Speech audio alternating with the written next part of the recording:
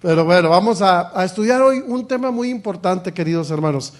La verdad es que en el santuario nosotros podemos encontrar a Cristo en todo momento. Ya en alguna ocasión hablamos aquí acerca de lo que representaba el incensario, pero hoy quiero que pongamos atención a algo muy interesante. En Éxodo, no lo busquen, en Éxodo 25, en el 37, en el 40, Dios le da la orden de cómo van a hacer el santuario, las medidas, lo que va a llevar, todos los utensilios, todo. Dios les va dando la orden de cómo hacer el santuario, porque en Éxodo 25:8 le da el mandato a Moisés de hacer un santuario para habitar en medio de ellos, para estar con ellos. El plan de Dios siempre era estar con su pueblo, con sus hijos.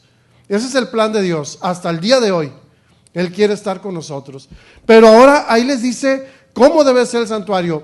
Primero les voy a decir algo. Algo que me llamó la atención es que Dios le dice que va a ser un arca de madera de acacia, recubierta de oro, con unos querubines.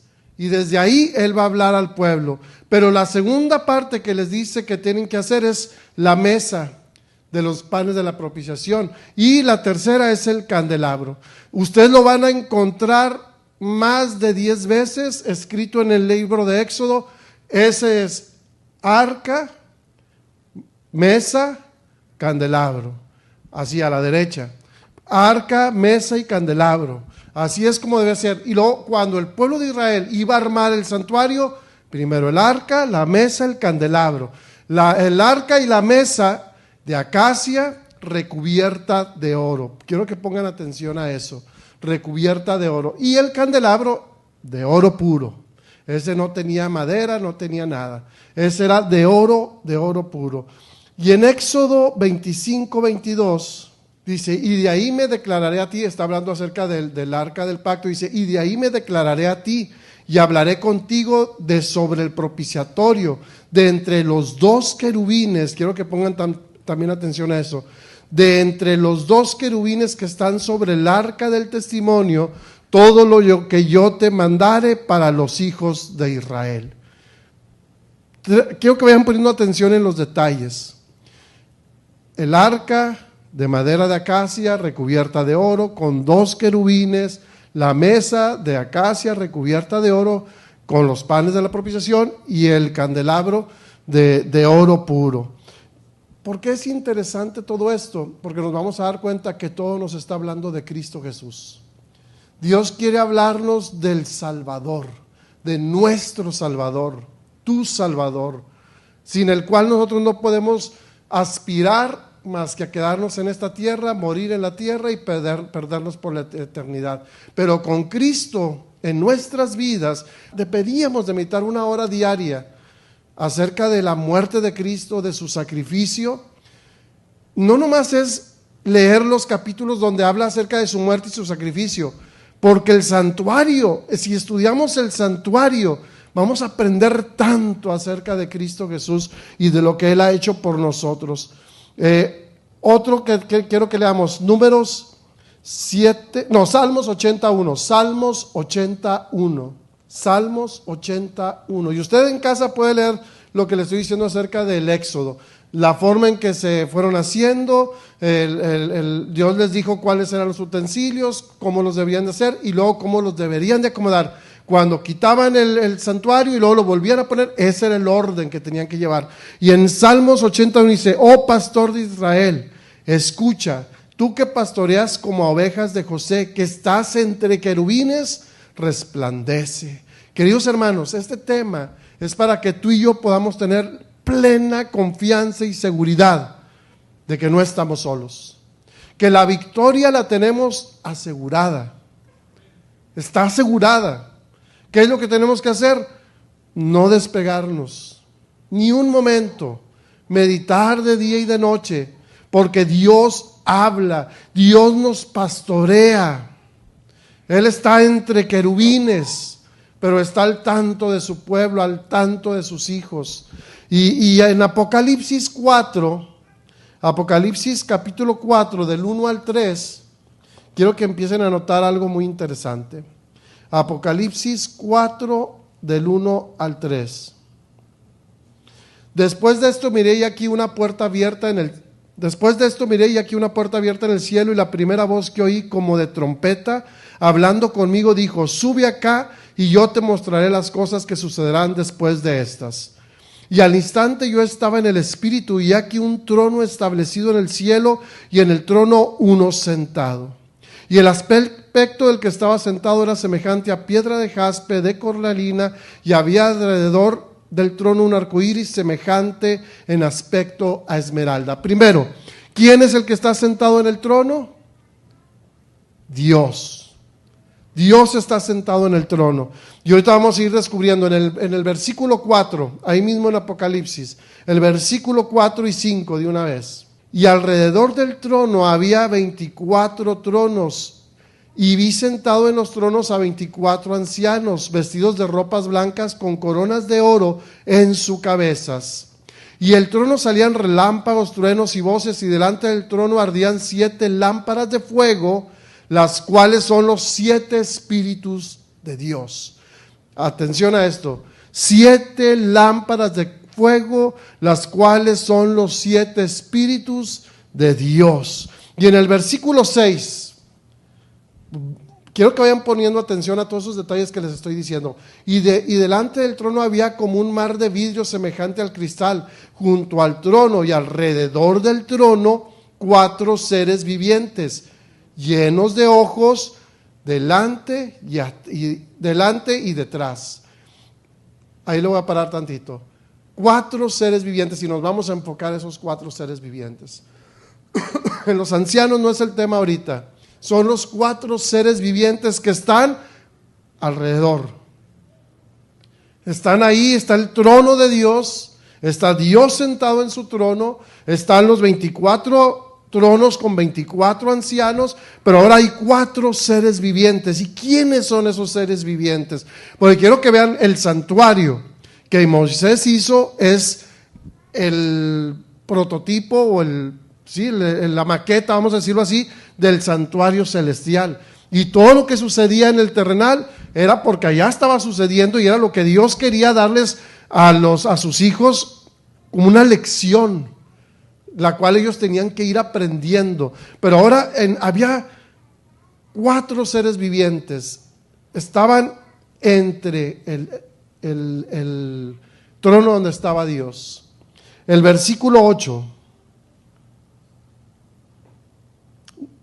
y los 4 seres vivientes tenían cada uno 6 alas, y alrededor y por dentro estaban llenos de ojos, y no cesaban día y noche de decir: santo, santo, santo es el Señor Dios Todopoderoso, el que era, el que es y el que ha de venir. ¿Quién es el Señor Dios Todopoderoso? El que era, el que es y el que ha de venir es Dios. Ese es otro tema. De hecho, ya lo di aquí en algún miércoles que me invitaron.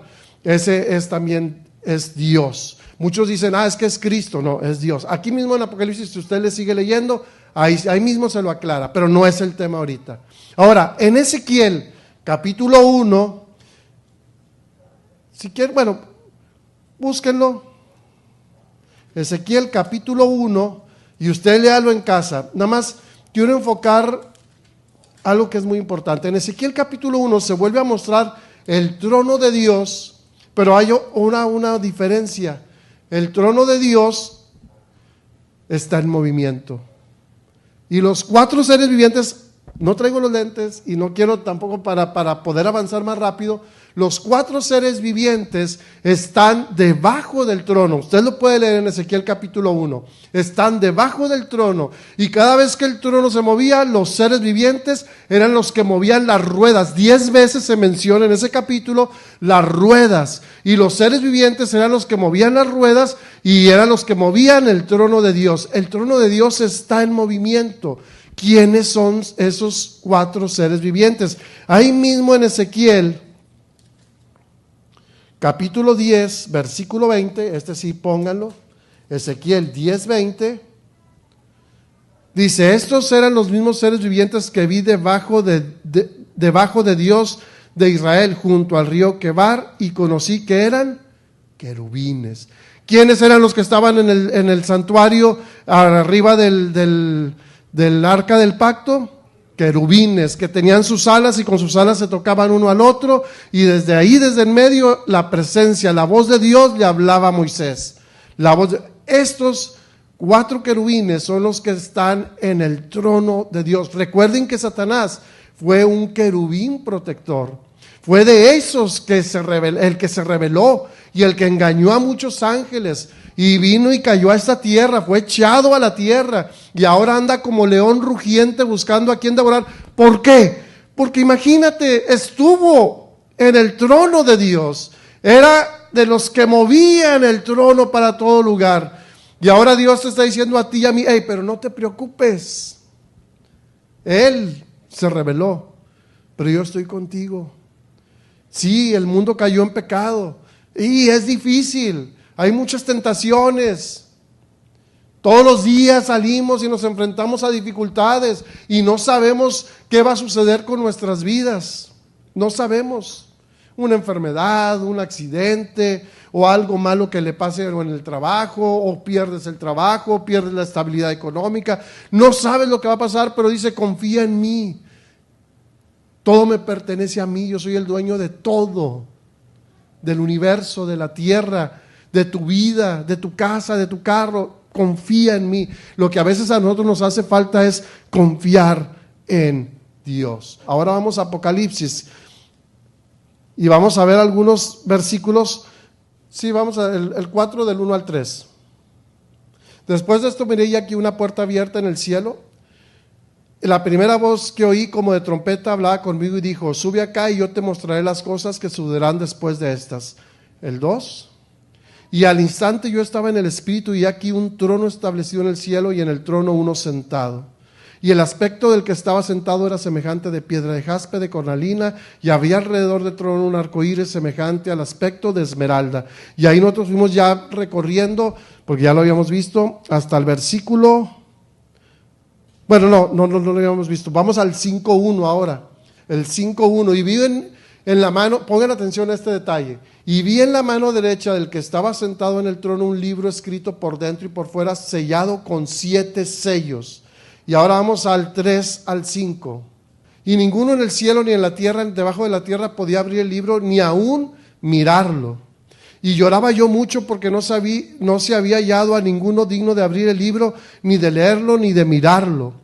Y uno de los ancianos me dijo: no llores, he aquí el león de la tribu de Judá, la raíz de David ha vencido para abrir el libro y desatar sus 7 sellos. Y nos vamos al versículo 7.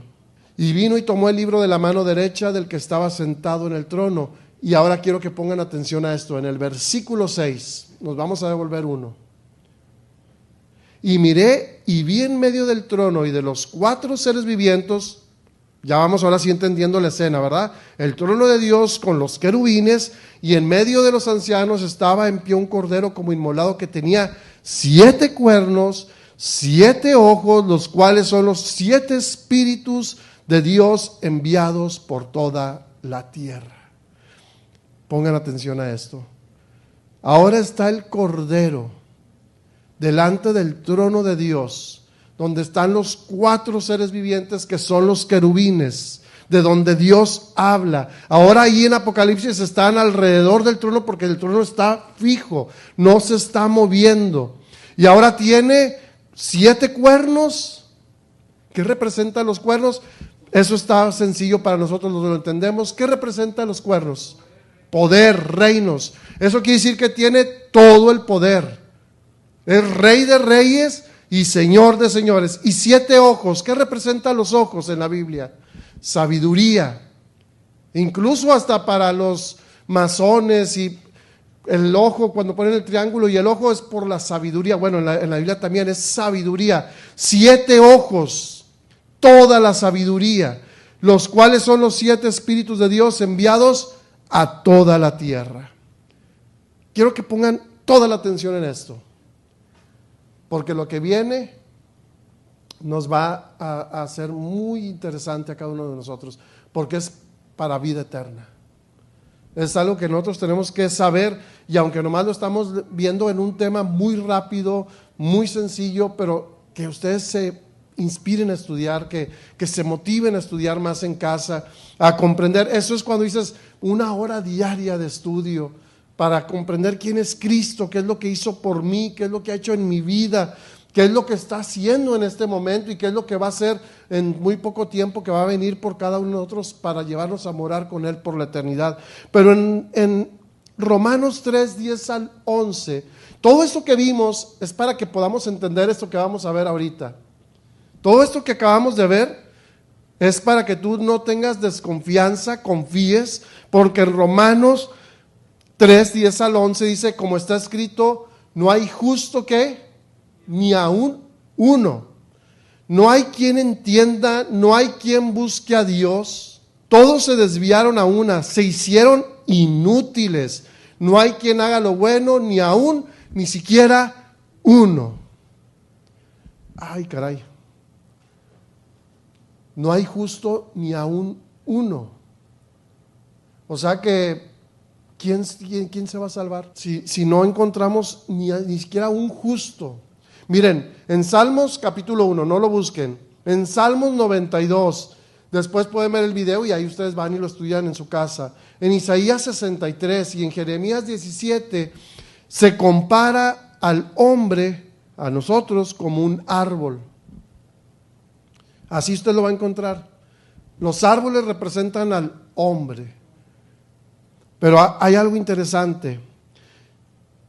En Salmos 34, 19, acuérdense de eso que les dije, somos comparados como si fuéramos árboles, ser humano. Pero dice, muchos son las aflicciones del justo, pero de todas ellas le librará Jehová. Y quiero que pongan, miren, muchas son las aflicciones del justo, y quiero que pongan atención a esa palabra justo. Y luego vamos a Lucas 1, 5, 6. Hubo en los días de Herodes, rey de Judá, un sacerdote llamado Zacarías, de la casa de Abías. Su mujer era de las hijas de Aarón y se llamaba Elizabeth. Ambos eran justos delante de Dios y andaban irreprensibles en todos los mandamientos y ordenanzas del Señor. Justos, otra vez la palabra ahí, justos delante de Dios. Dice, no hay ningún justo, pero ahora yo estoy viendo que si hay justos. ¿Qué dijo de Noé? Varón justo. ¿Qué le dice cuando entra al arca? Porque he visto que eres un hombre justo. Job, justo. Abraham. O sea que sí hay justos, pero fíjense cómo está. Eran justos. En Lucas, ahí en el 2, Lucas 2:25. Y aquí había en Jerusalén un hombre llamado Simeón, y este hombre justo y piadoso esperaba la consolación de Israel, y el Espíritu Santo estaba sobre él. Otra vez, hermanos, ¿hay justos o no hay? ¿Tú eres justo delante de Dios? ¿Cómo puede ser un hombre llamado justo delante de Dios? Porque ahí está la clave. ¿Cómo puedo yo ser justo delante de Dios? Porque no hay ni uno justo. Aquí en este lugar, ni uno justo. Todos nos hemos desviado. Todos estamos en el pecado. Todos estamos, si no buscamos a Dios, y no hay justos. Pero ahora vemos que sí hay justos.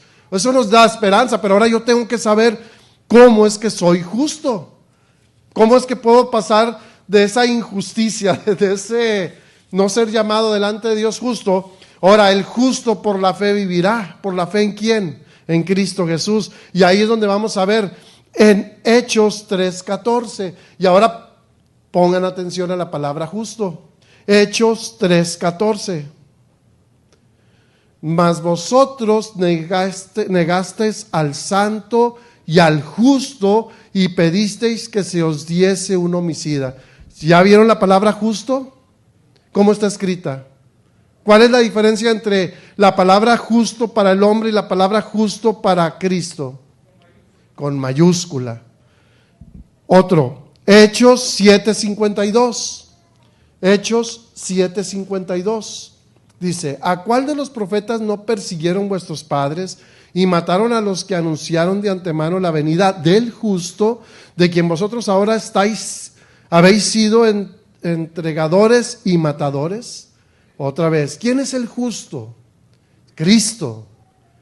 No dice en Apocalipsis que la iglesia de la Odisea tiene la recomendación porque se cree rica, que se ha enriquecido, que no tiene necesidad de nada, pero le dice: eres un miserable, pobre, ciego y desnudo, y yo recomiendo que de mí compres oro refinado en fuego, vestiduras blancas, que es la justicia de Cristo, y el colirio para los ojos, que representa el Espíritu Santo, que nos da la sabiduría para entender cada uno de los mensajes. ¿Y quién es el justo? ¿Quién es el que nos viste de su justicia? Cristo. Por eso hay justos en esta tierra, y yo espero que cada uno de nosotros podamos ser llamados también justos. Otro versículo, hay muchos, pero en Hechos 22:14, Hechos 22:14, y él les dijo: el Dios de vuestros padres te ha escogido para que conozcas su voluntad y veas al justo y oigas la voz de su boca. Queridos hermanos, en Daniel, no lo busquen, Daniel 10:5-6 y en Apocalipsis 1:13-16, ahí dice que Cristo Jesús, porque está hablando de Cristo Jesús, está revestido de oro. Y ahora sí podemos entender el santuario. Así, sencillo, sin habernos metido tanto, eso ya ustedes estudien en casa. ¿Por qué estaba el arca y la mesa de los panes de madera de acacia revestida de oro? Era la humanidad de Cristo revestida de su divinidad, lo que nos hace justos a nosotros. Por eso el sacerdote entraba al templo con la sangre del cordero que era esparcida, porque eso representaba que Cristo vendría a este mundo, el justo, el que no pecó, pero por nosotros se hizo pecado. Él vendría a este mundo con su humanidad para vencer donde nosotros fuimos derrotados y demostrarle al universo que sí se puede guardar la ley de Dios, porque es la ley del amor, del carácter de Dios. Y entonces Cristo, que venció en la cruz con su humanidad, ahora está revestido de su divinidad, para que tú y yo podamos también tener el poder de Cristo. Por eso la humanidad se junta con la divinidad y entonces tenemos el poder para hacer las mismas obras que hizo Cristo, y mayores, dijo él, las haréis. Ahora entendemos por qué. Ahora, ya es otro tema. El candelabro de oro. ¿Por qué de oro? Vamos a ver nomás un poquito, porque también tiene que ver con Cristo. Todo el santuario es Cristo. Miren, ahí en Apocalipsis 1:4, Apocalipsis 1:4, Juan, a las 7 iglesias que están en Asia: gracia y paz a vosotros, del que es, del que era y el que ha de venir, a los 7 espíritus que están delante de su trono. Y ahí mismo en Apocalipsis, en el versículo en el 1, pero el 20, el misterio de las 7 estrellas que has visto en mi diestra y de los 7 candelabros de oro. Las 7 estrellas son los ángeles de las 7 iglesias, y los 7 candelabros que has visto son las 7 iglesias. Ahora, ¿quién es el que se pasea en medio de las 7 iglesias? Cristo. ¿Cómo lo sé? Vamos rápido. Apocalipsis 2:1. Pongan atención a esto. Apocalipsis 2:1. Escribe el ángel a la iglesia de Éfeso: el que tiene las 7 estrellas en su diestra, el que anda en medio de los 7 candelabros de oro, dice esto. Ahí. ¿Quién es el que está hablando? Es Cristo Jesús. Cristo. En el versículo 8, ahí mismo, en el 2:8. Y escribe el ángel a la iglesia en Esmirna: el primero y el postrero, el que estuvo muerto y vivió, dice esto. ¿Quién es el que murió y resucitó? Cristo Jesús. El versículo 12. Y escribe el ángel a la iglesia de Pérgamo: el que tiene la espada aguda de 2 filos, dice esto. ¿Quién es el que tiene la espada aguda de 2 filos? Cristo Jesús. Y en el 18, y escribe el ángel a la iglesia de Tiatira: el Hijo de Dios, el que tiene ojos como llama de fuego y pies semejante a bronce bruñido, dice esto. ¿Quién es? Ahí lo dice más claro: el Hijo de Dios, Cristo Jesús. En el capítulo 3, versículo 1. Por eso les digo, ¿quién es el que se pasea entre las 7 iglesias? Cristo Jesús. ¿Quién es el que está sosteniendo a las iglesias durante todo la historia de este mundo? Cristo Jesús. ¿Quién es el que va a liberar de la condición laodicense de este tiempo? Cristo Jesús. Porque Cristo no está en la iglesia de la Odisea, Cristo está tocando a la puerta y llama. Y si alguno oye la voz y abre la puerta, entrará con él, morará con él, cenará con él y él contigo. Dice en el 3:1, y escribe el ángel a la iglesia de Sardis, el que tiene los 7 espíritus, lo vuelve a mencionar aquí, los 7 espíritus de Dios y las 7 estrellas, dice esto: yo conozco tus obras, que tienes nombre de que vives y estás muerto. ¿Quién es el que se pasea ahí? Cristo Jesús. Nada más como un versículo, este es el 1, vamos a ver el 7. Y escribe el ángel a la iglesia de Filadelfia, el que dice esto, el verdadero, el que tiene la llave de David, el que abre y ninguno cierra, y cierra y ninguno abre. ¿Quién es? Cristo, hermanos, es Cristo tu Salvador, es tu Redentor. Confía en Él, Él ya lo hizo todo por ti. Y te dice: yo soy la vid y ustedes son los pámpanos. Separados de mí, se secan y son echados al fuego, pero permanezcan conectados. Ahora que fuimos el fin de semana allá a la sierra con mi papá, ahí tiene una ¿cómo se llama? Pues la vid, una parra. La compró, esas se dan en calor, la compró y la plantó ahí. Dice, yo la vi cuando la compró, era un tronco nomás, sin una hoja, nada, era un tronquito así, en una macetita chiquita. La plantó y si la vieran cómo está, tenía 3 racimotes de uvas, y ahí ya le había cortado a mi mamá y papá. Pero la savia de la vid es la que da el fruto de la vid. Separados la cortas y ya se acabó. Esa uva, el fruto se va a ir secando y ya de nada sirve. El versículo, estamos en el 7. Miren, el versículo 12. Nada más porque quiero que vean esto que es muy interesante. Al que venciere yo le haré columna en el templo de mi Dios, y nunca más saldrá de allí. Escribiré sobre él el nombre de mi Dios y el nombre de la ciudad de mi Dios, la nueva Jerusalén, la cual desciende del cielo de mi Dios, y mi nombre nuevo.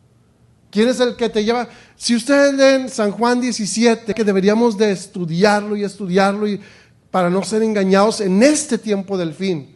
Si ustedes leen, dice: Cristo Jesús quiere morar contigo. Dice: el que guardare mis mandamientos, yo haré morada en él, para que el Padre venga a ser morada en ti. Por medio de Cristo es que el Padre viene y hace morada contigo. Querido hermano, ¿qué más poder puedes recibir? ¿Qué más poder para vencer el pecado? Si tú eres fiel a Dios, ¿cuántas veces mencionó aquí? Te haré morada en la casa de mi Padre. Te haré vencedor. Mi Dios, te haré columna en el templo de mi Dios. Escribiré sobre él el nombre de mi Dios, la ciudad de mi Dios, la nueva Jerusalén. Queridos hermanos, si nos perdemos no es porque Dios no haya hecho nada, lo hizo todo por nosotros. Todo es todo. Y todo el poder que recibimos no depende de nosotros, es el poder que Dios quiere derramar sobre ti. El querer como el hacer, pero una vez que te encaminas en el camino, vas tomado de la mano de Cristo Jesús y no te vas a soltar. Y no te sueltes, porque empiezas a comprender que soltándote de Él, estás perdido. Andas por camino de oscuridad. Ahora sí, miren lo que dice el 14, versículo 14 de ahí mismo de Apocalipsis 3:14. Dice: escribe el ángel a la iglesia de la Odisea, he aquí el amén, el testigo fiel y verdadero, el principio de la creación, de la creación de Dios, dice esto. 7 iglesias, 7 estrellas, 7 espíritus, 7... ¿Qué nos quiere decir esto? Los 7 cuernos, los 7 ojos, que Cristo tiene todo el poder, toda la sabiduría, y que te lo quiere dar a ti y a mí. No quiere que tú andes en oscuridad en esta tierra, que andes batallando y andes ahí tropezando. Fíjate lo que dice en el capítulo 5 de Apocalipsis, versículo 6. Y miré y vi en medio del trono y de los 4 seres vivientes y en medio de los ancianos estaba en pie un cordero como inmolado, que tenía 7 cuernos, 7 ojos, los cuales son los 7 espíritus de Dios enviados para toda la tierra. ¿Cuáles son los 7 espíritus de Dios? En Isaías capítulo 11, 1 y 2. Saldrá una vara del tronco de Isaí y un vástago retoñará de sus raíces. ¿Quién es ese? El que es Cristo Jesús. Y reposará sobre él el espíritu ¿de quién? De Jehová. Espíritu de sabiduría, de inteligencia, espíritu de y de poder. Ya van 5. Espíritu de conocimiento y de temor ¿a quién? A Jehová. Esos son los 7 espíritus que quiere que tú tengas también, que se han derramado sobre ti. Espíritu de Jehová, espíritu de sabiduría, de inteligencia, de consejo, de poder, de conocimiento y el temor de Jehová. ¿Dónde está la sabiduría del ser humano? En el temor a Jehová. ¿Dónde está la sabiduría del ser humano? En el temor de Jehová. Pero el temor de Jehová, ¿qué es? Guarda sus mandamientos, porque es el carácter de Dios. Queridos hermanos, yo creo que con esto vamos entendiendo el mensaje. Empezamos viendo el santuario, la colocación de cómo se ponía el tabernáculo de acacia revestido de oro, luego el pan de acacia, la mesa de los panes de acacia revestida de oro, el candelabro. La acacia representa la justicia humana cuando Cristo vino a esta tierra, que vino a morir por nosotros, y el oro es su divinidad, sin la cual esa justicia se nos quiere impartir y se nos quiere imputar para que tú y yo podamos ser justos delante de Dios, podamos ser llamados justos, para que cuando venga el día del juicio y digan Daniel Arodi, se abre los libros, a ver cómo está el registro.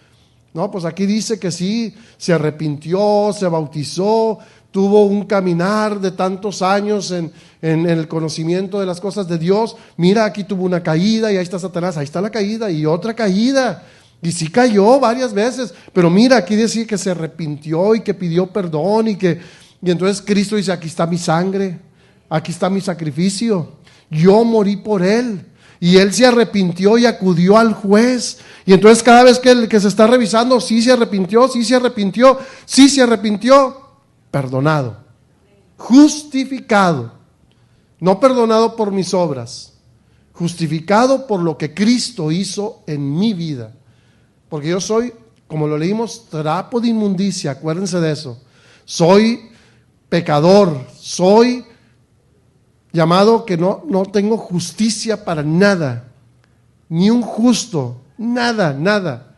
Tú y yo no somos nada si no es por Cristo Jesús. Queridos hermanos, que Dios les bendiga. Nos quedamos, esto nos iba a llevar, y nomás se los voy a comentar, así rápido. Dame 2 minutitos. Ahí no lo busquen, nada más se los voy a para dejárselos. En Ezequiel capítulo 37, ustedes léanlo en casa, la profecía de los huesos secos. ¿Qué es lo que le dice Dios a Ezequiel? Hey, profetiza sobre estos huesos secos. Y se empiezan cuando profetiza, dice que el espíritu, pero espíritu con E chica, empieza a entrar en los huesos y a formarse, pero todavía no tienen vida. Y dice, vuelve a profetizar. Y ahora profetiza, pero ahora llega el espíritu con E mayúscula, que es el espíritu de Dios, y esos huesos y ese cuerpo recobra vida. Bueno, nosotros somos algo parecido. Nada más que a veces estamos luchando por nuestras fuerzas y entonces ahí andamos como muertos vivientes. Pero permitamos que el Espíritu de Dios sople nuestras vidas y que cada uno de nosotros podamos recobrar vida en Cristo Jesús.